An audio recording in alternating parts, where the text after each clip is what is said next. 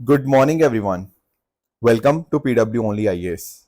दोस्तों, बात करें अगर हम द हिंदू के फ्रंट पेज की, तो यहाँ पर आप नोटिस कर पाओगे कि एक मिलिटेंट अटैक हमें सेंट्रल कश्मीर में देखने को मिला है, जिसमें एक डॉक्टर और साथ ही साथ 6 वर्कर्स के मारे जाने की खबर है।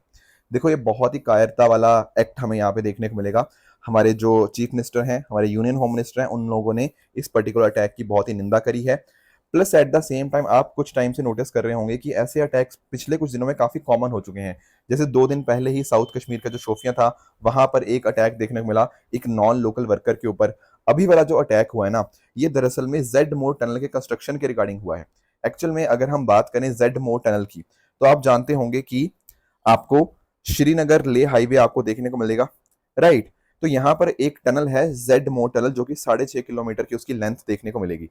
ये जो टनल है ना, ये दरअसल में आपका श्रीनगर जो जम्मू कश्मीर है और जो कारगिल है आपका लद्दाख के अंदर, इसके बीच में आपकी ऑल वेदर कनेक्टिविटी को यहाँ पे ये प्रमोट करेगा।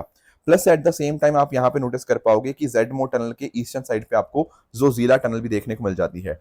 दोनों टनल्स मिलके हमारी जो इंडियन मिलिट्री की कैपेबिलिटीज हैं, चाहे वो लाइन ऑफ कंट्रोल वाली साइड हो और साथ ही साथ लाइन ऑफ एक्चुअल कंट्रोल वाली साइड, ये दोनों साइड्स के ऊपर हमारी जो मिलिट्री कैपेबिलिटीज हैं उनको काफी इनहेंस करती हैं। एंड साथ ही साथ उसके लिए स्ट्रेटेजिक इंपॉर्टेंस इनकी बहुत ज्यादा इंपॉर्टेंट हो जाती है। तो इस रीजन में अटैक हुआ है जो अभी हमें रिसेंटली देखने को मिल रहा है।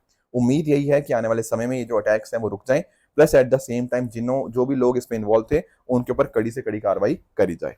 दोस्तों, डेट है आज की 21 अक्टूबर 2024 एंड आप सभी का स्वागत है आज के प्रीलिम बूस्टर न्यूज डिस्कशन में। दोस्तों, डिस्कशन स्टार्ट करने से पहले ना 2 इंपॉर्टेंट चीजें मुझे आप लोगों के साथ डिस्कस करनी है।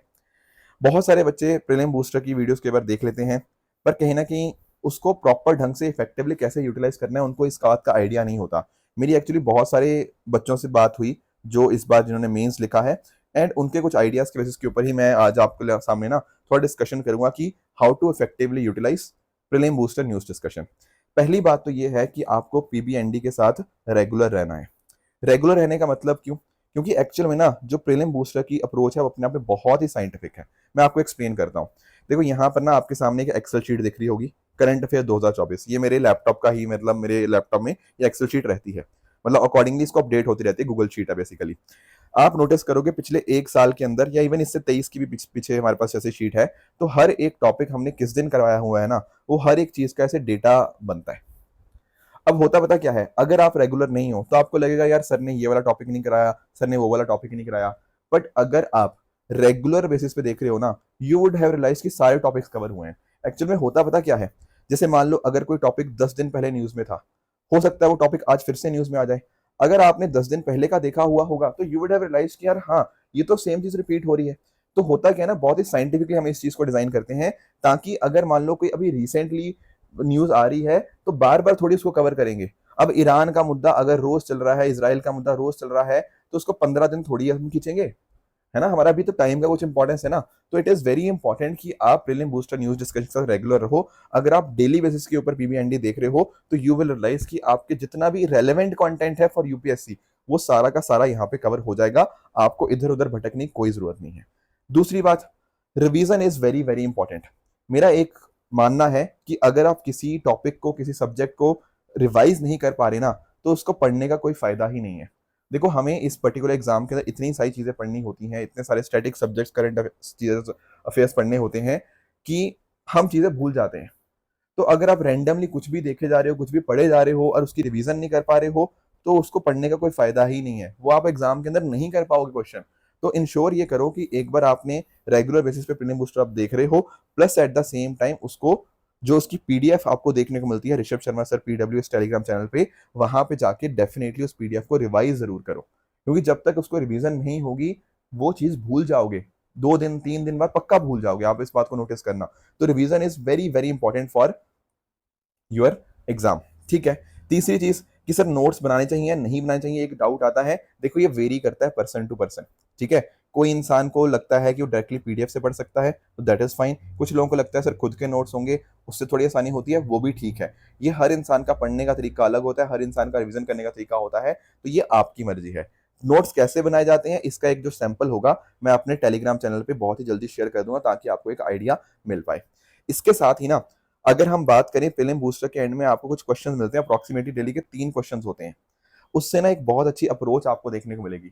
मैं हर पर्टिकुलर स्टूडेंट को ये रिक्वेस्ट करूंगा कि आप उन क्वेश्चंस को अटेम्प्ट जरूर करो। इनफैक्ट ना मेरी कल ही एक स्टूडेंट से बात हो रही थी, आयुष है, अभी उन्होंने मेंस लिखा है इस बार का, तो उनसे डिस्कशन हुआ एंड ही टोल्ड मी कि how those MCQs have helped him in the past. Actually क्या होता है ना कि हमें कई बार ना जब सामने वाला हमें कोई आंसर बता रहा होता है, समझा रहा होता है, तो हमें समझ आ जाता है, पर अगर हम उस क्वेश्चन को खुद अटेम्प्ट करने की कोशिश करते हैं तो बड़ी दिक्कत आती है।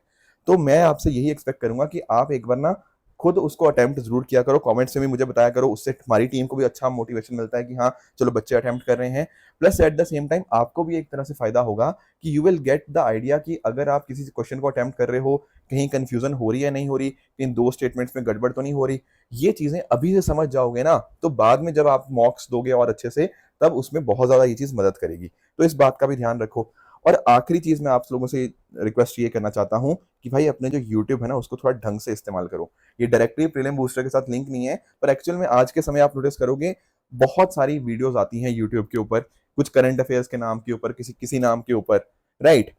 पर मैंने ऐसा देखा है बहुत सारे बच्चे पूरा दिन भर कुछ रैंडम वीडियोस, कुछ रैंडम इररेलेवेंट वीडियोस देखते रहते हैं यूट्यूब के ऊपर, पर उससे वो कोई चीज गेन नहीं करते। शायद आप में से कुछ लोगों को मेरी ये बात काफी कड़वी लग रही होगी, पर मुझे ऐसा लगता है कि ये चीज बताना मेरा फर्ज है, क्योंकि शायद आपको आज भले ये बात कड़वी लग जाए, पर ट्रस्ट मी ऑन दिस, जिस दिन आप अपना प्रीलिम्स का या मेंस का एग्जाम दोगे ना, उस दिन आपको ये बात समझ आ जाएगी। जो लोग ऑलरेडी देखो एक्सपीरियंस्ड स्टूडेंट्स हैं या जो लोग काफी तरह समय से तैयारी कर रहे हैं, वो बात मेरी समझ रहे होंगे कि मैं कहना क्या चाह रहा हूँ। पर आज के समय के ऊपर इतनी ज्यादा यूट्यूब के ऊपर मिस गाइडेंस है, ऐसी रैंडम वीडियोस आती हैं करंट अफेयर्स के नाम के ऊपर कि बच्चे उसको देखते तो रहते हैं, बट कोई उसका यूपीएससी के साथ दूर दूर तक लिंकेज नहीं है। तो please understand the demand of UPSC, understand the previous year question of UPSC, and आपको आइडिया लगेगा कि क्या देखना है क्या नहीं देखना। तो YouTube बहुत अच्छी चीज है, but at the same time YouTube एक बहुत खराब चीज भी हो सकती है अगर आपको ढंग से उसको इस्तेमाल करना नहीं आता। एंड ट्रस्ट मी, आप बस 10 दिन आप प्रीलिम बूस्टर को देके देखो, ये सारे स्टेप्स आप फॉलो करके देखो, यू विल रियलाइज कि आपको अपनी प्रेपरेशन में अंतर दिखेगा। ठीक है, तो मैं आप लोगों से एक प्रॉमिस चाहता हूं, ठीक है, ताकि मैं देख पाऊं कितने बच्चे एक्चुअल में कंसिस्टेंट हैं। तो आप मुझे बता सकते हो यूट्यूब कमेंट्स में भी या अपने एंड के ऊपर भी कि सर हाँ हम कंसिस्टेंट रहेंगे। ये हमें एक प्रॉमिस करना है अपने आप से, ठीक है। कंसिस्टेंसी इज द की, एक दिन देख के छोड़ मत दो, ठीक है, उसका कोई सेंस नहीं बनेगा। अगर नहीं पसंद आ रहा फिल्म बूस्टर, कोई और चीज देखो, but it should be relevant to UPSC. ये बात ध्यान में रखो मेरी प्लीज, ठीक है। तो आई होप ये चीज पहली अनाउंसमेंट आपको समझ आ गई होगी, थोड़ा टाइम ज्यादा लग गया पर मुझे ऐसा लगा कि इंपॉर्टेंट थी। दूसरी एक छोटी सी और बात है कि जो कुछ बच्चों को इकोनॉमिक्स में दिक्कत आती है, तो हमारी टीम की तरफ से बेसिकली आज से शाम 7 बजे हम लोग इकोनॉमी का डिस्कशन स्टार्ट करेंगे। इसमें हम डिस्कशन स्टार्ट करेंगे यूजिंग एमसीक्यूज, ठीक है। एमसीक्यूज के माध्यम से हम यहाँ पे डिस्कशन करेंगे, एक अप्रोच आपको मिलेगी कि इकोनॉमी के क्वेश्चंस कैसे अटेम्प्ट करने होते हैं। कई बार कंसेप्चुअल क्वेश्चन आते हैं, कई बार फैक्चुअल क्वेश्चन आते हैं, उनको अटेम्प्ट करने का तरीका क्या होता है। तो इसी पर्टिकुलर चैनल यानी कि ओनली आईएएस एक्सटेंडेड पे ही आप सभी को लाइव मेरे साथ शाम को 7 बजे जुड़ना है। मैं आपको 10 क्वेश्चंस तो करवाऊंगा ही कराऊंगा, plus at the same time जो भी उसके रिगार्डिंग एडिशनल इन्फॉर्मेशन होगी, कैसे यूपीएससी ने पीवाईक्यूज पूछे हुए हैं, उनको भी लिंक करके आपके साथ डिस्कशन कर दूंगा। तो एक आपको भी ना अपने आप को आइडिया मिलेगा कि इकोनॉमी आपकी किस लेवल पे करंटली है एंड क्या क्या काम करना है हमें आने वाले दिनों के ऊपर। आई होप ये दो अनाउंसमेंट्स आप दोनों को, मतलब आप सभी को समझ आ गई होंगी। चलो अब बात अपने मुद्दे की कर लेते हैं। पहला मुद्दा जो हमें डिस्कस करना है that is global multi dimensional poverty index. अब आप पूछेंगे सर इसका मीनिंग क्या है। देखो इसमें नाम में ही क्या है, मल्टी डायमेंशनल। डायमेंशन समझते हो, डायमेंशन होता है कोई एक एक लाइन, मतलब या फिर एक एक एक पैरामीटर कह सकते हो, है ना। एंड जब मैंने उसके आगे वर्ड यूज कर दिया मल्टी, इसका मतलब हो गया मल्टीपल, राइट। तो एक्चुअल में जब हम बात करते हैं ना पॉवर्टी की यानी कि गरीबी की बात करते हैं, तो पहले हम बात करते थे poverty in terms of uni dimensional. Uni मतलब होता है सिंगल डायमेंशन में बात करते थे कि इनकम की बात हो गया, पैसे की बात हो गया, अगर किसी के पास पैसा नहीं है तो वो गरीब है। ये था सिर्फ और सिर्फ एक तरीका देखने का, सिंगल डायमेंशन देखने का। पर आज के समय हम गरीबी को मल्टीपल डायमेंशंस में देखते हैं। मल्टीपल डायमेंशंस का मतलब कि अगर किसी को अच्छी हेल्थ नहीं मिल रही, भाई वो भी गरीब है। अगर किसी को अच्छी शिक्षा नहीं मिल रही, वो भी गरीब है। पैसा तो चलो है ही है, बट उसके अलावा पैसे के बियॉन्ड जाके जब हम देखते हैं ना गरीबी को, उसको हम बोलते हैं मल्टी डायमेंशनल पॉवर्टी। अब यहां पर ना हमारे सामने एक बहुत इंपॉर्टेंट इंडेक्स है मल्टी डायमेंशनल पॉवर्टी इंडेक्स। अब यहां पर क्या होता है, जो 3 पैरामीटर्स की मैं बात कर रहा था ना, उन्हीं पैरामीटर्स को देखा जाता है। पहला पैरामीटर आपका है हेल्थ, दूसरा है एजुकेशन, तीसरा है स्टैंडर्ड ऑफ लिविंग। ये 3 डायमेंशन आपको देखने को मिलेंगी global multi dimensional poverty index की। अब इनकी जो वेटेज है, हेल्थ की 1/3 है, एजुकेशन की 1/3 है एंड स्टैंडर्ड ऑफ लिविंग की आपको 1/3 वेटेज देखने को मिल जाएगी। इनके फर्दर आगे इंडिकेटर्स भी हैं, जैसे हेल्थ में न्यूट्रिशन देखा जाएगा, चाइल्ड मोर्टेलिटी देखी जाएगी, एजुकेशन के अंदर देखेंगे ईयर्स ऑफ स्कूलिंग और साथ साथ स्कूल अटेंडेंस देखेंगे एंड स्टैंडर्ड ऑफ लिविंग के अंदर 6 टोटल इंडिकेटर्स देखने को मिलेंगे, cooking fuel, sanitation, drinking water, electricity, housing, assets. इसके बेसिस के ऊपर डिटरमिन किया जाता है कि कोई कितना पुअर है। अब इंपॉर्टेंट बात आपको ध्यान में रखनी है, ये जो मल्टी डायमेंशनल पॉवर्टी है ना, ये दो चीजों को मेजर करेगा, intensity of poverty and head count ratio. मैं आपको इसको एक्सप्लेन करता हूं, ध्यान से समझना कि आखिर ये दोनों टर्म्स है क्या। अंडरस्टैंड करो कि मान लो ना मैंने एक लाइन बना दी और इसको मैंने बोल दिया कि ये है पॉवर्टी लाइन। पॉवर्टी लाइन का मतलब क्या होता है? पॉवर्टी लाइन का मतलब ये है कि इसके ऊपर जो है वो गरीब नहीं है एंड इसके नीचे जो है पॉवर्टी लाइन के वो सब लोग गरीब हैं, राइट। कुछ भी मान लो, रैंडम मान लो, मैंने बोल दिया कि कोई इंसान अगर दिन के 100 रुपए खर्च कर रहा है ना, तो वो गरीबी रेखा से ऊपर है, अगर 100 से कम है तो वो गरीबी रेखा से नीचे है। तो जितने भी लोग, मान लो यहाँ पे बहुत सारे लोग यहाँ पे जो भी आएंगे, ठीक है ना, ये जितने भी लोग गरीबी रेखा से नीचे हैं, ये सब क्या है? ये सब गरीब होंगे, है ना। इस चीज को हम क्या बोलेंगे? ये नंबर जब हम कैलकुलेट करेंगे ना, ये नंबर को हम बोलेंगे आपका head count ratio. Head count ratio का मीनिंग क्या हुआ? Proportion of population below the poverty line, कितने लोग गरीबी रेखा के नीचे हैं, इसको हम पॉवर्टी इंसिडेंस भी बोलते हैं, ठीक है। ये तो एक बात होगी जहां पर हमें पता लग गया कितने लोग गरीबी रेखा के नीचे हैं। पर आप एक चीज अंडरस्टैंड करो, कोई ऐसा भी हो सकता है जो यहां पर है जिसका दिन का खर्चा 95 रुपीज है, ठीक है। एक बहुत गरीब इंसान भी हो सकता है जिसका दिन का खर्चा केवल और केवल 5 रुपए है। अब है तो देखो ये भी गरीब भाई साहब, ये भी भाई गरीब है, बिल्कुल ठीक बात है। पर इन दोनों की गरीबी के बीच में अंतर है, ये बहुत कम, मतलब ये गरीब है पर कम गरीब है, ये वाला बंदा बहुत ही ज्यादा गरीब है, ये तो एक्सट्रीम पॉवर्टी के अंदर रह रहा है। Do you understand? यहां पर ना जो मल्टी डायमेंशनल पॉवर्टी होता है, ये हमें इसको कैलकुलेट करने में मदद करता है, इसको हम बोलते हैं इंटेंसिटी ऑफ पॉवर्टी, यानी कि जो इंसान गरीब है वो गरीबी रेखा से कितना दूर है। समझे इस बात को? तो इंटेंसिटी ऑफ पॉवर्टी भी ये कैलकुलेट करता है। होता पता क्या है, ये सारे पैरामीटर्स हम देखते हैं, उसके हिसाब से अगर टोटल जो नंबर आया 1/3 से कम आया, उसको हम बोलेंगे मल्टी डायमेंशनल पुअर। ये 1/3 से कितना नीचे है उसके हिसाब से हमें पता लग जाएगा कि आखिर कितनी डेप्थ में गरीबी है। जो इंसान गरीब है वो कम गरीब है इसकी तरह, या बहुत ज्यादा गरीब है इसकी तरह। ये दोनों चीजें मेजर कर देगा, नंबर भी बता देगा कि गरीब है कितने और जो गरीब है वो कितने ज्यादा गरीब है। तो ये जो आपका मल्टी डायमेंशनल पॉवर्टी इंडेक्स है, ये निकाला जाता है ओपीएचआई यानी कि Oxford poverty and human development initiative, और साथ साथ एचडीआर रिपोर्ट जो आपकी यूएनडीपी की आती है। ये बात आपको पता होनी चाहिए, इसको लॉन्च किया गया था 2010 के अंदर। मैंने आपको पैरामीटर सारे के सारे बता ही दिए हैं और बाकी चीजें मैंने आपको बता दी। तो 1/3 और मोर में अगर इसका डेप्रिवेशन होता है तो हम बोलते हैं मल्टी डायमेंशनल पुअर। और यहाँ पर आपको ध्यान में रखना है, जो पॉवर्टी को मेजर किया जाता है वो मेजर किया जाता है एक इंडिविजुअल लेवल के ऊपर। 100 से ज्यादा डेवलपिंग कंट्रीज के अंदर यहाँ पर ये मेजर करता है मल्टी डायमेंशनल पॉवर्टी को। ठीक है सर, ये बात तो समझ आई। अब थोड़ा सा इस रिपोर्ट का डेटा भी देख लेते हैं। अगर हम बात करें ना इस मल्टी डायमेंशनल पॉवर्टी इंडेक्स की, तो आपको नोटिस करने को मिलेगा लगभग 110 करोड़ यानी कि 1.1 बिलियन पीपल वो एक्यूट पॉवर्टी में रह रहे हैं दुनिया भर के अंदर। अगर आपसे कोई पूछे कि सबसे ज्यादा गरीब कौन से देश के अंदर है, द आंसर इज इंडिया। देखो इंडिया की पॉपुलेशन डेफिनेटली बहुत ज्यादा है, तो वो भी एक कारण बनता है। तो इंडिया में यहाँ पर इस रिपोर्ट के हिसाब से बताया गया है कि 234 मिलियन यानी कि 23 करोड़ के आसपास लोग यहाँ पे पॉवर्टी में रह रहे हैं। उसके बाद नंबर आता है पाकिस्तान का, फिर इथियोपिया, फिर नाइजीरिया। इस तरह से आप नोटिस कर पाओगे। ये जो टॉप 5 कंट्री है ना, यहीं पर आपको लगभग 50% के आसपास ग्लोबल पुअर आपको देखने को मिल जाएंगे। बाकी इसके अलावा और डेटा भी है, जैसे अगर हम बात करें अंडर 18 एज की, तो वहां पर 584 मिलियन चिल्ड्रन वो एक्सट्रीम पॉवर्टी में है, जो कहीं ना कहीं सारे बच्चों का 28% देखने को मिल जाएगा। उसी तरह से एडल्ट्स की बात करें तो 13.5% एडल्ट्स एक्सट्रीम पॉवर्टी में जी रहे हैं। इसके अलावा कुछ रीजन्स की अगर हम बात करें ना, जैसे सब सहारन अफ्रीका एंड साउथ एशिया, यहाँ पर आपको 83% ऑफ वर्ल्ड पूरेस्ट इंडिविजुअल देखने को मिल जाएंगे। बाकी आप सेम डेटा देख सकते हो। इतना सारा डेटा आपको याद करने की जरूरत नहीं है, पर कुछ एक डेटा आपको डेफिनेटली पता होने चाहिए। बाकी अगर हम बात करें, देखो 2023 में बहुत सारे कॉन्फ्लिक्ट हमें देखने को मिले, रशिया यूक्रेन का हो गया और इसराइल हमास, पता नहीं अब तो कौन कौन जुड़ गया है, राइट। तो उसकी वजह से आप नोटिस करोगे कि 117 मिलियन पीपल कहीं ना कहीं डिस्प्लेस हुए, जिस वजह से पॉवर्टी में वो धकेल दिए गए।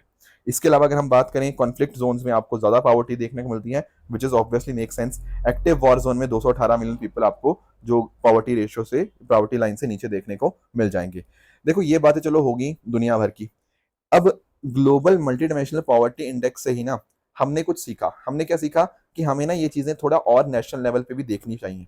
और इसीलिए क्या होता है ना, नीति आयोग के द्वारा मल्टी डायमेंशनल पॉवर्टी इंडेक्स बनाया जाता है। इसको आप national multi dimensional poverty index भी कह सकते हो। यानी कि इसी चीज से इंस्पिरेशन लेते हुए हमने अपना खुद का नेशनल लेवल के ऊपर एक मल्टी डायमेंशनल पॉवर्टी इंडेक्स बना लिया। अब आप लोगों ने नोटिस किया था एक बात कि जब हम बात करते ना ग्लोबल मल्टीनेशनल पॉवर्टी की, तो होता क्या था, दो इंडिकेटर थे हेल्थ के, दो इंडिकेटर थे एजुकेशन के, एंड 6 इंडिकेटर आपको स्टैंड ऑफ लिविंग के देखने को मिलते थे, तो टोटल 10 पैरामीटर हो जाते थे। बिल्कुल ठीक बात है। अब नेशनल मल्टीनेशनल पॉवर्टी इंडेक्स में हमने 10 की जगह क्या किया, हमने 12 इंडिकेटर इस्तेमाल किए। अब आप पूछेंगे 12 कैसे, क्योंकि दो नई चीजें इसमें ऐड कर दी हमने। एक तो हेल्थ के अंदर हमने पैरामीटर ऐड कर दिया मैटरनल हेल्थ, उसी तरह से स्टैंड ऑफ लिविंग के अंदर हमने एक और पैरामीटर ऐड कर दिया आपका बैंक अकाउंट, क्योंकि इंडिया के पर्सपेक्टिव से ये दोनों चीजें अपने आप में बहुत ज्यादा इंपॉर्टेंट बन जाती हैं। तो इस तरह से नेशनल मल्टीनेशनल पॉवर्टी इंडेक्स में आपको टोटल 12 इंडिकेटर्स देखने को मिल जाते हैं, जो कि हमने यहाँ पे डिस्कस कर लिए हैं।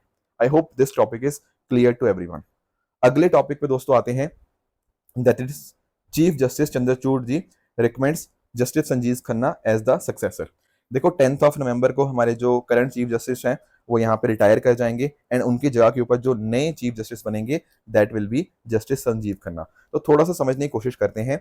देखो हमारे संविधान के अंदर आर्टिकल 124(1) की अगर हम बात करें ना, तो बात करता है कि there will be a supreme court of India, जहां पे आपको चीफ जस्टिस देखने को मिल जाएंगे।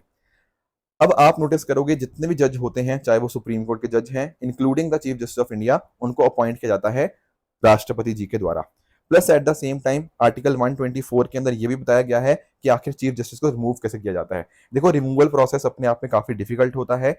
आप इसमें नोटिस कर पाओगे कि जिनको रिमूव किया जा रहा है ना, तो उनको रिमूव किया जाता है आपके पार्लियामेंट के द्वारा, आपके जो दोनों सदन के हाउसेज होते हैं उनके द्वारा रिमूव किया जा सकता है। यहाँ पर आप इसको पढ़ भी सकते हो कि एक मोशन चाहिए होगा दोनों हाउसेज ऑफ पार्लियामेंट के अंदर, ठीक है, एंड इसको पास करना होगा स्पेशल मेजोरिटी के साथ। स्पेशल मेजोरिटी का मतलब क्या है कि 2/3 member present and voting plus आपका majority of the total membership of the house. अगर ये चीज होती है फिर अकॉर्डिंगली ये मोशन पास हो गया दोनों हाउसेस के अंदर, तब चीफ जस्टिस ऑफ इंडिया को रिमूव किया जा सकता है बाय द प्रेसिडेंट। तो ये बात आपको पता होनी चाहिए। अब एक सवाल यहाँ पे और आता है कि सर इन्होंने कैसे डिसाइड कर लिया कि अगले चीफ जस्टिस ऑफ इंडिया कौन होंगे। देखो एक्चुअल में ना ये एक कन्वेंशन चली आ रही है। कन्वेंशन का मतलब होता है एक प्रथा। ऐसा कहीं लिखा नहीं हुआ कि चीफ जस्टिस ऑफ इंडिया ही अगले चीफ जस्टिस को रिकमेंड करेंगे, ऐसा कहीं लिखा नहीं हुआ, संविधान के अंदर ये चीज मेंशन नहीं है, पर ये एक प्रथा चली आ रही है। प्रथाएं चलती है ना, कन्वेंशन चलती हैं, तो कन्वेंशन ऐसी चली जा रही है कि जो chief justice of India retire होने जा रहे हैं ना, वो अगले चीफ जस्टिस का नाम रिकमेंड करेंगे। और ये जो नाम रिकमेंड करते हैं ना, ये रिकमेंड करते हैं वो सीनियोरिटी के हिसाब से। सीनियोरिटी का मतलब क्या है कि किसने कितने साल सुप्रीम कोर्ट के अंदर एज अ जज की तरह काम किया हुआ है। ध्यान रखना यहाँ पर उम्र का फर्क नहीं होता। ऐसा नहीं है कि कौन बड़ा है उम्र के अंदर, नहीं, यहाँ पे ये देखा जाता है कि किस बंदे ने सुप्रीम कोर्ट के जज के तौर के ऊपर ज्यादा साल काम किया हुआ है। अकॉर्डिंगली जो outgoing chief justice of India होंगे उसी बेसिस के ऊपर अगले चीफ जस्टिस का नाम रिकमेंड कर देंगे। फिर ये जो नाम इन्होंने रिकमेंड किया है ये आगे फॉरवर्ड होगा यूनियन लॉ मिनिस्टर को, वो आगे प्रधानमंत्री जी को फॉरवर्ड करेंगे, जो कहीं ना कहीं आके प्रेसिडेंट को आगे एडवाइस कर देंगे। फिर प्रेसिडेंट जी जो अगले चीफ जस्टिस होंगे उनको यहाँ पे अपॉइंट कर देंगे। ये पूरा का पूरा प्रोसेस होता है। पर आपके दिमाग में एक चीज आएगी, सर ये तो प्रथा है ना और ऐसा कहीं लिखा नहीं हुआ, तो क्या कुछ इसकी एक्सेप्शन भी है? हाँ जी बिल्कुल, दो एक्सेप्शन देखने को मिलती हैं। 1973 के अंदर जस्टिस A.N. रे को chief justice of India appoint कर दिया गया था, एंड उस समय उनसे ना 3 सीनियर जजेस थे, क्योंकि उन्होंने ज्यादा टाइम सुप्रीम कोर्ट के अंदर जज की तरह काम किया था। ये 3 जजेस के नाम आप देख सकते हो, तो ये एक एक्सेप्शन भी है। उसी तरह से 1977 के अंदर भी जो M.H. बेग जी थे उनको CJI अपॉइंट किया गया था, जबकि सीनियर कौन थे, जस्टिस H.R. खन्ना। तो कुछ केसेस के अंदर हमें एक्सेप्शंस भी देखने को मिल जाती हैं। देखो पिछले हफ्ते हमने ना फर्स्ट जजेस केस, सेकंड जजेस केस, थर्ड जजेस केस, फोर्थ जजेस केस, इन सब के बारे में हमने डिस्कस किया था लास्ट वीक के अंदर। तो दरअसल में अगर हम बात करें सेकंड जजेस केस की 1993 के अंदर आया, वहां पर यह बात करी गई थी कि जो सीनियर मोस्ट जजेस होंगे सुप्रीम कोर्ट के, उन्हीं को अपॉइंट किया जाएगा to the office of CJI। ऐसा यहाँ पे सुप्रीम कोर्ट ने अपनी रूलिंग के अंदर भी बोल दिया था। बाकी क्वालिफिकेशन की बात करें CJI की, तो डेफिनेटली उनको सिटीजन ऑफ इंडिया होना पड़ेगा। हाई कोर्ट के जज रहे होने चाहिए, 2 मतलब 2 या 2 से ज्यादा आपके हाई कोर्ट हो सकते हैं, राइट, फॉर एटलीस्ट 5 ईयर्स। इसके साथ ही साथ अगर मैं बात करूं तो हो सकता है कि वो एडवोकेट हो हाई कोर्ट के, ऑल्टरनेटिवली फॉर एटलीस्ट 10 ईयर्स, या फिर अगर प्रेसिडेंट जी को लगता है कि वो एक डिस्टिंग्विश्ड जूरिस्ट है। ये वाला आपको पॉइंटर बहुत ध्यान में रखना है। ये वाला जो डिस्टिंग्विश्ड जूरिस्ट वाला पॉइंट होता है ना, ये सिर्फ और सिर्फ आपके सुप्रीम कोर्ट के केस में होता है, ये हाई कोर्ट के जज के केस में नहीं होता। You must remember this particular point. बाकी इसके अलावा आप जानते होंगे CJI एडमिनिस्ट्रेटिव काम भी देखते हैं, कौन सा केस किसको जाएगा वो काम भी देखना आपका चीफ जस्टिस ऑफ इंडिया का ही काम रहता है। Plus at the same time कई बार ऐसा होता है कि कितने लोग, कितने जजेस एक केस को सुनेंगे, बेंच स्ट्रेंथ क्या होगी, वो भी CJI ही डिटरमिन करते हैं। इसके अलावा अगर हम बात करें कोलिजियम की, मैंने आप लोगों के साथ डिस्कस किया था डिफरेंट डिफरेंट केसेस के बारे में। तो जो कोलिजियम के हेड होते हैं वो आपके सीजीआई ही होते हैं, राइट। एंड लास्टली अगर मैं बात करूं तो चीफ जस्टिस ऑफ इंडिया ना, अगर उनको कोई लगता है किसी पर्टिकुलर पर्सन को कुछ टाइम के लिए सुप्रीम कोर्ट का जज एक्ट कराना है, तो उस केस में भी वो यहाँ पे with the consent of president वो चीज रिक्वेस्ट करी जा सकती है। हो सकता है कोई फॉर्मर सुप्रीम कोर्ट जज है, उसको कुछ टाइम के लिए आप एज अ जज की तरह एक्ट करा सकते हो, या फिर आपको जो कोई फॉर्मर हाई कोर्ट जज होता है जो कि क्वालिफाइड है as an appointment to the supreme court, वो भी यहाँ पे उसको भी as a can be requested to act as a जज ऑफ द सुप्रीम कोर्ट। तो ये कुछ पॉइंटर्स है जो आपको यहाँ पे पता होने चाहिए थे। अगले टॉपिक पे दोस्तों आते हैं, that is world energy outlook 2024। देखो इंटरनेशनल एनर्जी एजेंसी के द्वारा यहाँ पर वर्ल्ड एनर्जी आउटलुक 2024 यहाँ पे रिलीज करी गई है। थोड़ा सा इस मुद्दे को समझते हैं। पहली बात तो आप ये समझिए कि आखिर ये इंटरनेशनल एनर्जी एजेंसी जिसने यहाँ पर इस रिपोर्ट को लाया है वो आखिर है क्या। देखो जब मैं बात करता हूँ ना आईईए की, इसको दरअसल में 1974 के अंदर क्रिएट किया गया था as a framework of OECD, organisation for economic cooperation and development. आप जानते होंगे ओईसीडी के अंदर ना आपकी जो हाई डेवलप्ड कंट्रीज होती है ना, वो इसका मेंबर्स हमें देखने को मिल जाती हैं, राइट। उसी के अंतर्गत यहाँ पे उसी के फ्रेमवर्क के अंतर्गत इंटरनेशनल एनर्जी एजेंसी को यहाँ पे क्रिएट किया गया था। उस समय आप नोटिस करोगे बहुत सारी ऑयल की सप्लाई के अंदर डिस्ट्रप्शंस थी, उसी के कलेक्टिव रिस्पॉन्स की तरह यहाँ पे इसको क्रिएट किया गया। आज के समय आप नोटिस करोगे तो भारत इसका क्या है, एसोसिएशन मेंबर आपको देखने को मिल जाएगा। आज के समय इंडिया फुल मेंबर नहीं है, वेरी वेरी इंपॉर्टेंट पॉइंट। पर हो सकता है, ऐसा बताया जा रहा है, बहुत सारी रिपोर्ट्स मेरे सामने आ रही है कि हो सकता है इंडिया यहाँ पे आने वाले समय के अंदर इसका मेंबर बन जाए। इंपॉर्टेंट बात ध्यान में रखनी है, ओईसीडी के इंडिया मेंबर नहीं है, हम आईईए के भी मेंबर नहीं है, पर ऐसी रिपोर्ट्स आ रही हैं बहुत सारी जो बता रही हैं कि फ्यूचर में इंडिया बहुत ही जल्द आईईए का मेंबर बनने जा रहा है। कुछ इंपॉर्टेंट रिपोर्ट्स की बात करें तो वर्ल्ड एनर्जी आउटलुक तो डिस्कस करेंगे ही, उसके अलावा energy efficiency report, net zero road map, ये कुछ इंपॉर्टेंट रिपोर्ट्स यहाँ पे इसके द्वारा रिलीज करी जाती हैं। तो ये जो अभी रिपोर्ट आई है ना, इसके बारे में कुछ अगर हम बात करें तो उन्होंने कुछ इंडिया स्पेसिफिक फाइंडिंग्स बात करी हैं। जैसे इंडिया 2023 के अंदर फास्टेस्ट ग्रोइंग मेजर इकोनॉमी थी, 7.8% से हमने ग्रो किया। इवन पॉपुलेशन की अगर हम बात करें तो इंडिया दुनिया की सबसे ज्यादा पॉपुलस कंट्री बन चुकी है, ओवरटेकिंग चाइना। और साथ ही साथ हमारी जो डिमांड है ना एनर्जी की, वो काफी तेजी से इंक्रीज हो रही है। और ऐसा बताया जा रहा है कि अगले 10 साल के अंदर ना दुनिया की किसी भी कंट्री से ज्यादा डिमांड किसकी होगी, मतलब जो इंक्रीज होगा वो इंडिया की एनर्जी डिमांड का होगा। जैसे फॉर एग्जांपल 2035 तक जो आयरन एंड स्टील का प्रोडक्शन है वो लगभग हमारा 70% इंक्रीज कर जाएगा, सीमेंट नियरली 55% इंक्रीज करेगा, एयर कंडीशनर जो हमें चाहिए होंगे वो लगभग 4 गुना ग्रो कर जाएंगे। तो इतनी ज्यादा हमें यहाँ पे एनर्जी की डिमांड आने वाले समय में आने वाली है because of this particular industrial growth. बाकी अगर हम बात करें, कोयले का यूज अभी डेफिनेटली हमारे लिए बहुत ज्यादा इंपॉर्टेंट है। Plus at the same time कोयला अगर हम बात करें 2023 के अंदर तो 40% एनर्जी इंडस्ट्रीज की वहां पे कोयले के द्वारा ही प्रोड्यूस करी गई। एंड ओवरऑल अगर हम बात करें तो कोयले का इस्तेमाल हमारा यहाँ पे बढ़ेगा, अभी कभी कम नहीं हो रहा, 50% तक हम यहाँ पे कोयले का इस्तेमाल अभी इंक्रीज होगा। हालांकि हमारी जो कमिटमेंट्स हैं, जैसे हमें नेट जीरो अचीव करना है 2070 तक, तो हमारी पूरी कोशिश है एंड उसके लिए हम कोशिश भी कर रहे हैं कि अगर हम बात करें क्लीन पावर जनरेशन की तो नियरली 20% हायर होगा जो प्रोजेक्शंस है बाय 2035। तो ये कुछ पॉइंटर्स हैं जो उन्होंने इंडिया के बारे में बात की है। प्लस अगर हम बात करें ईवीज का जो हमारे यहाँ पे ग्रोथ हो रही है वो एक अच्छी बात है। 2030 के अंदर ना जो ऑयल की कंजम्पशन होगी वो पीक कर जाएगी, उसके बाद ऑयल की कंजम्पशन इंडिया में यहाँ पे हमें कम देखने को मिलेगी क्योंकि हम इलेक्ट्रिक व्हीकल की तरफ थोड़ा ज्यादा तेजी से शिफ्ट हो रहे हैं। तो ये कुछ पॉइंटर्स थे जो आपको यहाँ पे पता होने चाहिए। अगला दोस्तों हमारा टॉपिक है विद रिगार्ड्स टू आपका स्मार्ट इंसुलिन। देखो आप लोग ना डायबिटीज के बारे में समझते होंगे, डायबिटीज ना अलग अलग तरह की होती है। देखो एक तो होती है आपकी टाइप 1 डायबिटीज और एक होती है आपकी टाइप 2 डायबिटीज। एक्चुअल में ना डायबिटीज को अगर आप थोड़ा समझना चाहते हो तो आप ये बात अंडरस्टैंड करते होंगे कि डायबिटीज ना एक ऐसी कंडीशन होती है जब आपका जो ब्लड शुगर है या जो ग्लूकोज है वो अपने आप में बहुत हाई आपको देखने को मिल जाएगा। ये कंडीशन या तो तब हो सकती है कि मान लो आपको जो पेनक्रियाज है वो इंसुलिन एनफ प्रोड्यूस नहीं कर रहा, या फिर ये कंडीशन तब हो सकती है कि आपके केस में इंसुलिन रेजिस्टेंस हो चुकी है, यानी कि बॉडी इंसुलिन को रिस्पॉन्ड नहीं कर रही। समझे इस बात को कि या तो इंसुलिन प्रोड्यूस नहीं हो रहा या फिर इंसुलिन के रिगार्डिंग हमारी बॉडी जो है वो रिस्पॉन्ड नहीं कर रही। अगर पहला केस है जब पैनक्रियास इंसुलिन प्रोड्यूस नहीं कर रहा, that is type 1 diabetes, and दूसरा केस हो गया आपका टाइप 2 डायबिटीज के रिगार्डिंग। अब थोड़ा बात आपको जो ध्यान में रखनी है ना कि टाइप 2 डायबिटीज ना ये लाइफस्टाइल मॉडिफिकेशंस के साथ इसको मैनेज किया जा सकता है। एक्चुअल में अगर आप मान लो कि अपना ध्यान नहीं रखोगे, एक्सरसाइज नहीं करोगे, तो टाइप 2 डायबिटीज होने के ज्यादा केसेस हमें देखने को मिल जाते हैं। टाइप 1 डायबिटीज थोड़ा बच्चों के अंदर और यंग एज के अंदर हमें ज्यादा देखने को मिल जाती है। इसको प्रिवेंट करना अपने आप में काफी मुश्किल होता है टाइप 1 को, पर टाइप 2 को आप डेफिनेटली प्रिवेंट किया जा सकता है अगर आप अपने लाइफस्टाइल के अंदर थोड़े बदलाव करो। तो टाइप 1 और टाइप 2 तो हमें समझ आ गया। इसके अलावा एक होती है आपकी जेस्टेशनल डायबिटीज, ये आपकी महिलाओं के अंदर होती है प्रेगनेंसी के समय के ऊपर, और इसके मेजर इसका कारण प्रेगनेंसी ही रहता है, उनके अंदर चेंजेस आ जाते हैं जब प्रेग्नेंट होती हैं महिलाएं, उस वजह से जेस्टेशनल डायबिटीज देखने को मिल जाती है। एंड कई बार ना आप लोगों ने सुना होगा प्री मेच्योर बर्थ के बारे में, ठीक है। प्री मेच्योर बर्थ पता क्या होता है, जैसे नॉर्मली अगर हम बात करें बर्थ की तो आप 9 महीने के बारे में जानते होंगे, अप्रोक्सीमेटली वो 40 हफ्ते के आसपास का समय हो जाता है जो नॉर्मल प्रेगनेंसी होती है। पर कई बार जेस्टेशनल डायबिटीज की वजह से ना बच्चों का प्री मेच्योर बर्थ भी हमें देखने को मिल जाता है। जैसे फॉर एग्जाम्पल मान लो 37 हफ्ते ही अभी कंप्लीट हुए हैं प्रेगनेंसी के, उस समय कई बार जो बर्थ हो जाता है उसको प्री मेच्योर बर्थ बोलते हैं, उसका भी एक मुख्य कारण आपका जेस्टेशनल डायबिटीज रहता है। चलो ये बात तो समझ आई कि अलग अलग टाइप ऑफ डायबिटीज क्या होती है। अब अपने मुद्दे पे आते हैं कि आखिर ये स्मार्ट इंसुलिन का मुद्दा क्या है।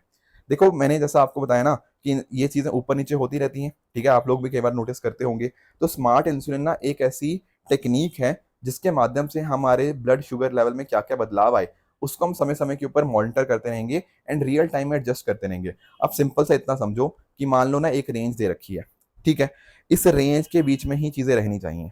अगर मान लो ब्लड शुगर लेवल इससे नीचे जाने की कोशिश करे तो क्या होगा, हमारा ये जो टेक्नोलॉजी है जिसको हम नाम दे रहे हैं NNC-2215, ये स्मार्ट इंसुलिन इसी का नाम दिया गया है। तो यहां पर क्या होगा, वो ब्लड शुगर लेवल को इस बैरियर से नीचे नहीं जाने देगा। अगर मान लो ब्लड शुगर लेवल अचानक से बहुत ज्यादा बढ़ जाता है, इस हायर साइड पे जाने की कोशिश करता है, वहां पर क्या होगा, वहां पर कहीं ना कहीं ये जो इंसुलिन होगा वो अपनी शेप चेंज कर लेगा, एक्टिव बन जाएगा, जिससे ब्लड शुगर लेवल आपके नीचे आ जाएंगे। यानी कि एक ना रेंज दे दी गई है, इस रेंज के इधर जाने की कोशिश करेगा तब वो उसको रोक लेगा और नीचे जाने से, अगर ऊपर जाने की कोशिश करेगा आपका ब्लड शुगर लेवल तो यहाँ पर उसमें बदलाव करके ब्लड शुगर लेवल को नीचे ले आएगा। ये है आपका NNC-2215 जो कि है एक स्मार्ट इंसुलिन। इसमें दो चीजें हैं, एक आपका रिंग शेप स्ट्रक्चर है और एक आपका ग्लूकोसाइड है, एंड इन्हीं का इस्तेमाल किया जाता है इस रेंज को मेंटेन करने के लिए। आपको कुछ नहीं करना, ये अपने आप रियल टाइम बेसिस के ऊपर ये चेंजेस कर देगा। अकॉर्डिंगली आप ये देर नोटिस करोगे कि डायबिटीज के जो रिगार्डिंग इश्यूज आते हैं ना उनसे हम कहीं ना बच सकते हैं। तो ब्लड शुगर लेवल कम होगा तो जो ग्लूकोसाइड होगा वो रिंग को बाइंड कर जाएगा, जिससे आपका ब्लड शुगर नीचे और नीचे नहीं जाएगा। वैसे अगर मान लो ऊपर जाने की कोशिश करे तो ग्लूकोज जो होगा वो रिप्लेस कर देगा ग्लूकोसाइड को, जिससे आपका जो इंसुलिन होगा वो अपनी शेप बदल के एक्टिव हो जाएगा एंड ब्लड शुगर लेवल फिर नीचे आ जाएंगे। तो ये कुछ बातें थी स्मार्ट इंसुलिन, और ये नाम भी आप ध्यान में रखना NNC-2215, राइट। एक आखिरी टॉपिक और डिस्कशन कर लेते हैं, that is with regards to आपका Ratapani wild life sanctuary and tiger reserve. देखो एक्चुअल में अगर हम बात करें ना, पहले तो आप लोकेशन थोड़ा सा समझने की कोशिश करो। यहाँ पर आपको रेड में एक नदी देखने को मिल रही है, कौन सी नदी है ये, सर ये है आपकी नर्मदा नदी, ठीक है। इस नर्मदा नदी के अगर आप थोड़ा सा नदन साइड पे जाओगे ना तो आपको यहाँ पे एक रायसेन डिस्ट्रिक्ट देखने को मिलेगा, राइट। यहीं पर आपको ये रत्तापानी वाइल्ड लाइफ सेंचुरी आपको देखने को मिल जाती है। अब होता पता क्या है, यहाँ पर ना पिछले कई सालों के अंदर, पिछले 9 साल के अंदर अगर आप नोटिस करोगे तो ये जो बारखेड़ा बुदनी रेलवे लाइन प्रोजेक्ट है ना, इसकी वजह से आपके 14 लेपर्ड्स, 7 टाइगर्स और एक बियर की डेथ हो गई है। They have died on the railway tracks. तो इस वजह से काफी सारे कंसर्न्स इसके रिगार्डिंग आ चुके हैं इस पर्टिकुलर वाइल्ड लाइफ सेंचुरी के बारे में। तो थोड़ा सा हमें इसकी लोकेशन पता होनी चाहिए। लोकेशन मैं आपको एक्सप्लेन कर ही दिया कि आपको मध्य प्रदेश के अंदर देखने को मिल जाएगी, और आपको नोटिस ये करना है कि नर्मदा नदी के बिल्कुल नदन साइड के ऊपर आपको ये जो आपका रत्तापानी वाइल्ड लाइफ सेंचुरी है ये देखने को मिलती है। और यहाँ पर ना आपको कोलार रिवर भी देखने को मिल जाएगी। कोलार रिवर दरअसल में ना आपकी नर्मदा की ही ट्रिब्यूटरी है। तो एक्चुअल में जो कोलार रिवर है वो इस सेंचुरी की वेस्टर्न बॉर्डर फॉर्म करती है। This is something which is very important. इसके साथ साथ आप लोगों ने एंशियंट हिस्ट्री के अंदर आप भीमबेटका के बारे में पढ़ते हो, जो कि अपने आप में एक यूनेस्को वर्ल्ड हेरिटेज साइट भी है, वो आपको यहीं पर देखने को मिलेगी रत्तापानी वाइल्ड लाइफ सेंचुरी के अंदर ही। बाकी इसके अलावा अगर आप नोटिस करो यहाँ पर आपको चिंकारा, स्लॉथ बियर, ठीक है, पैराडाइज फ्लाई कैचर जो कि मध्य प्रदेश का स्टर्ट बर्ड भी है वो यहाँ पर देखने को मिल जाएगा। एंड साथ साथ अगर हम बात करें यहाँ पर आपको dry and moist deciduous forest भी आपको देखने को मिल जाते हैं। इसके अलावा अगर हम बात करें तो ये वाइल्ड लाइफ सेंचुरी आपको विंध्या हिल्स के अंदर देखने को मिल जाएगी। पहली बार इसको 1976 के अंदर नोटिफाई किया गया था एंड फिर एक्सटेंड किया गया था 1983 के अंदर। These were some of the points जो आपको यहाँ पे जानने चाहिए थे। अब आ जाते हैं अपने एमसीक्यूज की तरफ। एमसीक्यूज में आपके सामने यहाँ पे 3 क्वेश्चन हैं। पहला क्वेश्चन यूपीएससी 2023 का क्वेश्चन है, इसको आप अटेम्प्ट कीजिएगा, दिस इज क्वेश्चन नंबर 1। दूसरा क्वेश्चन आपके सामने with regards to public account committee है, this is question number 2। And तीसरा क्वेश्चन जो होमवर्क के लिए आपको मिल रहा है that is with regards to loss and damage fund. तो तीनों क्वेश्चंस का आंसर आप मुझे डेफिनेटली आप कमेंट्स में बता सकते हो। इसके अलावा जो सैटरडे मैंने आपको होमवर्क दिया था उसका एक बार डिस्कशन कर लेते हैं। देखो सैटरडे मैंने जो आपको होमवर्क दिया था वो था स्विट्जरलैंड के बारे में। अब आप ना 2023 के इस क्वेश्चन को अगर पढ़ने की कोशिश करोगे तो you will understand one particular thing कि सर जो स्टेटमेंट 1 है ना वो थोड़ी सी जनरल है, स्टेटमेंट 2 में बहुत ही स्पेसिफिक बात करी गई है। जैसे स्टेटमेंट 2 में बोल दिया उसने कि स्विट्जरलैंड के अंदर दुनिया के सेकेंड लार्जेस्ट गोल्ड रिजर्व है। ये अपने आप में बहुत ही फैक्चुअल चीज हो जाती है कि नहीं? अब मैं देखो बिल्कुल ये अग्री मैं करता हूं कि आपको हर एक फैक्ट पता नहीं हो सकता, और ये भी नहीं कह सकता कि हर फैक्ट ही गलत होता है या हर फैक्ट ही सही होता है। पर थोड़ा सा अगर आप यूपीएससी के ट्रेंड को एनालाइज करने की कोशिश करोगे तो यू विल अंडरस्टैंड कि यार स्पेसिफिक चीजें जब आती है ना तो थोड़ा सा उसको ध्यान से पढ़ना होता है। जब कोई फैक्ट दिया होता है थोड़ा सा उसके गलत होने की टेंडेंसी थोड़ी ज्यादा होती है। अगर आपको नहीं पता मतलब तो थोड़ा सा पीवाईक्यूज के ऊपर गो थ्रू करो एक बार, you will understand some of this things. हालांकि नॉलेज तो सबसे इंपॉर्टेंट है ही है, पर इसमें आप एक चीज समझो, होता पता क्या है, स्विट्जरलैंड ना definitely one of the largest exporter है। पर इसका एक कारण है, कारण पता क्या है, यहाँ पर ना स्विट्जरलैंड के अंदर गोल्ड का रिफाइनिंग और गोल्ड की ट्रेडिंग उसमें काफी अच्छी इनकी एक्सपर्टीज है। बहुत सारी आपको एडवांस्ड रिफाइनरीज हैं वो आपको स्विट्जरलैंड के अंदर देखने को मिल जाती हैं, जिस वजह से डेफिनेटली वो एक्सपोर्टर तो डेफिनेटली है, काफी बड़ा एक्सपोर्टर है यहाँ पे। अगर आप नोटिस करोगे ये जो सेकंड स्टेटमेंट है अपने आप में बहुत ही फैक्चुअल स्टेटमेंट थी। ठीक है, तो थोड़ा सा जब भी मैंने आपको बोला है जब भी फैक्ट है थोड़ा सा आपके कान खड़े हो जाने चाहिए। यहाँ पर अगर हम बात करें ना तो दुनिया में यूएसए के सबसे ज्यादा गोल्ड रिजर्व्स हैं, दूसरे नंबर पे जर्मनी है, स्विट्जरलैंड के पास है पर बहुत ज्यादा नहीं है। ठीक है, तो इसलिए सेकंड स्टेटमेंट आपका यहाँ पे इनकरेक्ट हो जाएगा, पहला ठीक है दूसरा इनकरेक्ट है। यहाँ पर आप नोटिस करोगे statement number C will be the right answer. तो थोड़ा सा जब जनरल स्टेटमेंट हो तो थोड़ा सा अंडरस्टैंड करो कि यार हाँ शायद ये ठीक हो सकती है। जब थोड़ा स्पेसिफिक स्टेटमेंट हो ना तो थोड़ा सा उसमें थोड़ा केयरफुली स्टेटमेंट को पढ़ा करो। दूसरा जो होमवर्क ने आपको दिया था वो था आपका पार्किंसन डिजीज के बारे में। देखो जब मैं बात करता हूँ ना पार्किंसन डिजीज की, तो आप लोगों ने भी कई बार इसको नोटिस किया होगा, आपके आसपास भी कई लोग हो सकते हैं जिनको पार्किंसन डिजीज हो, राइट? पार्किंसन डिजीज के अंदर ना आपकी जो कई बार जैसे डिमेंशिया भी आगे जाके कॉज हो जाता है। डिमेंशिया के अंदर पता क्या होता है, आपकी जो कोग्निटिव स्किल्स होते हैं वो अपने आप में उनमें कमी देखने को मिल जाती है। जैसे सोचने की शक्ति, मतलब कुछ चीजें भूल जाती हैं कई बार ओल्ड एज के अंदर। कई बार बातचीत करने के जो चीजें होती हैं वो कई बार दिक्कत आती है। कई बार आप लोगों ने नोटिस किया होगा किसी पर्सन का जो हाथ है ना वो ऐसे कांपता रहता है कंटिन्यूअसली, ये ओल्ड एज में ज्यादा होता है। कई बार किसी के इंसान की टांग इस तरह से कांपती रहती है। तो ये सारे अलग अलग चीजें होती हैं विच आर रिलेटेड टू आपका आपका जो पार्किंसन डिजीज है। अब पार्किंसन डिजीज के अंदर कुछ और चीजें भी होती हैं, जैसे फॉर एग्जांपल यहाँ पर आपका जो नर्वस सिस्टम होता है ना वहां पे धीरे धीरे उसका अंदर कुछ इश्यूज आने लग जाते हैं। जैसे फॉर एग्जांपल आपके जो न्यूरॉन्स हैं, आपके नर्व सेल्स हैं वो डैमेज होने लग जाते हैं, कुछ आपके ब्रेन के कुछ हिस्से वीकर होने लग जाते हैं, जिस वजह से सारे के सारे इश्यूज आते हैं। तो अगर आपको एक बेसिक आइडिया पता होता है या आपने कई बार अपने आस पड़ोस में किसी को देखा होगा कि जिसको पार्किंसन डिजीज है, तो यू विल रियलाइज कि एक्चुअली में सर यहाँ पे तीनों स्टेटमेंट बिल्कुल लॉजिकल है। ठीक है, तो इसलिए इसका आंसर बनेगा option number D, 1, 2 and 3 will be the right answer. एक मैंने और होमवर्क दिया था आपको which was with regards to multi drug resistant TB. ये यूपीएससी ने ऑलरेडी पूछा भी हुआ है, इनफैक्ट मेंस में क्वेश्चन आ भी सकता है इसके रिगार्डिंग। यहाँ पर आप नोटिस कर पाओगे कि अगर आपने जैसे मान लो अगर आपको डॉक्टर ने 5 दिन की दवा दी थी, आपको बोला गया था कि आप अजिथ्रोमाइसिन खाओ या और कोई आप मेडिसिन खाओ, या तो चलो टीबी की बात हुई है, पर अदरवाइज अगर हम बात करें एंटी माइक्रोबियल रेजिस्टेंस की तो उसकी वहां पर भी है। ठीक है, कई बार ऐसा होता है ना कि आपको कोई दवाई दी बट आपने उसको कंप्लीट नहीं किया कोर्स, आपने समय से पहले उसको बंद कर दिया, इसको हम प्री मेच्योर ट्रीटमेंट इंटरप्शन बोलते हैं। या फिर सही ढंग से आप एंटी माइक्रोबियल ड्रग्स का इस्तेमाल नहीं करते, वो कारण बनते हैं। इसके अलावा इनइफेक्टिव फॉर्मुलेशन ड्रग्स का हो गया, एंटीबायोटिक्स का मिस यूज होना, ओवर यूज होना लाइफ स्टॉक फार्मिंग के अंदर, ये सारे कारण बन जाते हैं आपके इस चीज के, आपके एमडीआर टीबी के। तो एक्चुअल में इसका जो आंसर बनेगा वो है कि चारों की चारों स्टेटमेंट्स आपको यहाँ पे बिल्कुल करेक्ट देखने को मिल जाती हैं। बाकी बात करें ट्रू फॉल्स की तो 3 स्टेटमेंट आपके सामने हैं, इन तीनों को पढ़िएगा, इनमें से सही क्या है मुझे आप नीचे कमेंट्स में बता सकते हो, राइट? इसके अलावा जो सैटरडे मैंने ट्रू फॉल्स दिए थे, एक था इनडायरेक्ट टैक्स के बारे में। तो इनडायरेक्ट टैक्स आपके रिग्रेसिव होते हैं नेचर के अंदर, तो पहला स्टेटमेंट आपका इनकरेक्ट हो गया। काजीरंगा तो बहुत आसान है, आपका ये असम में देखने को मिल जाएगा, तो ये स्टेटमेंट भी आपका इनकरेक्ट है। बाकी बात करें सारथी की तो yes this statement is Indeed the correct statement. तो ये कुछ डिस्कशन थी जो आज हमें करनी थी। इसी तरह से दोस्तों आप भी अपने एंड पे हार्डवर्क करते रहिए। Thank you so much for joining, all the very best.